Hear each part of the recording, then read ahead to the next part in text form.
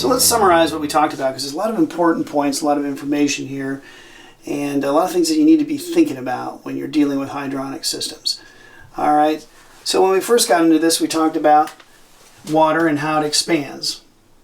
And we talked about some things that water expands non-linearly. It's important for us to be able to know what temperature range we're dealing with. A typical boiler system might be 60 to 180. Chill water system, we look at a temperature range of 40 to 100 degrees when we're sizing tanks. So important to understand that water's expanding, and also critical for us to know what type of fluid that we're dealing with when it comes to expansion. So if we have a glycol mixture versus straight water, that has a big impact on how much things will expand. Glycol mixtures expand almost twice as much as a straight water mixture. So that's an important thing for you to think about. The next thing that we talked about was the different styles of expansion tanks. Of course, we've got compression tanks, otherwise known as plain steel tanks, and we've got what's known as captive air tanks. And we talked about the different styles of tanks. We talked about bladders, we talked about diaphragms, we talked about full acceptance replaceable bladders, ASME tanks, we talked about non-code tanks. So a lot of different options out there for you. Plumbing tanks versus HVAC tanks, there's differences there too. So it's important to understand those different styles of tanks and when you can use them. One little point was that you could use a plumbing tank in an HVAC system, but not an HVAC tank in a plumbing system.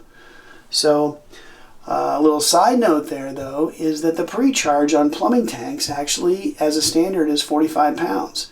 If you use a plumbing tank on an HVAC system, that's acceptable. You can do that, but you will need to adjust the pre-charge. So an important consideration there.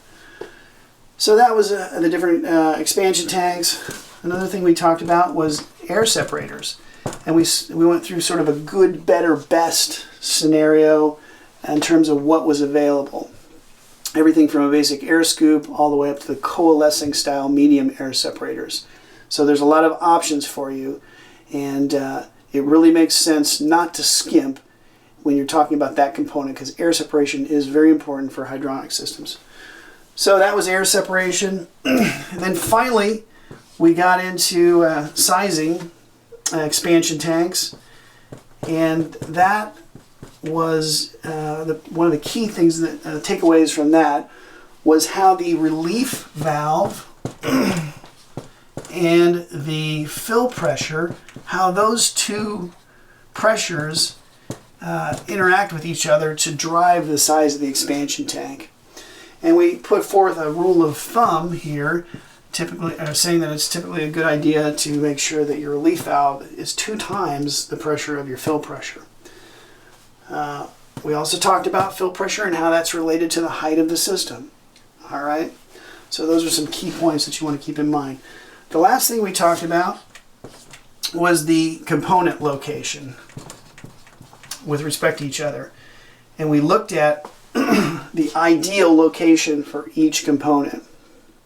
And for the pump, that typically played out to where we pumped away from the boiler.